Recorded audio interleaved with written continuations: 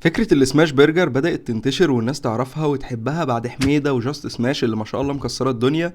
وفي أماكن كتير عملت سماش برجر بس قلشت منها خالص. بس في مكان لسه جديد اسمه سماش باني بتاع اتنين شباب لسه في البداية فاتح في دا سنترو اللي في حي السفارات اللي في مدينة نصر، وهم اوبن كيتشن وكل البرجر بيكون عليه صوص شيدر والعيش عندهم بريوش، وجنب أي ساندوتش بيكون جنبه كمية بطاطس محترمة ومتبلة. وغير السماش برجر هم كمان مهتمين قوي بسندوتشات الفراخ، وعن نفسي بحب السماش برجر يكون دبل، سنجل بحسه قليل، التريبل بيكون كتير. ونبتدي بالتشيزي برجر وده سعره 90 جنيه وبيكون بس برجر وصوص شيدر، وبجد طعمه كان مظبوط واللحمه نوعها كويس. اما السماش بيكون فبيزودوا بيكون وطماطم وخس، والدبل ب 115 جنيه فشايف انه ما يستحقش الزياده دي. اما الديناميت تشيكن فبجد قطعه الفراخ كانت محترمه ولمسه الكول سلو في حته تانية، وسعر السنجل 90 جنيه. والسماش مشروم فخلطه المشروم اللي عاملينها دي موازنه الطعم جدا ومقويه قوي، والدبل كان ب 105 جنيه. اما البافلو تشيكن مع اني طالبه دبل بس طعم صوص البافلو مغطي على طعم الفراخ، وسعر الدبل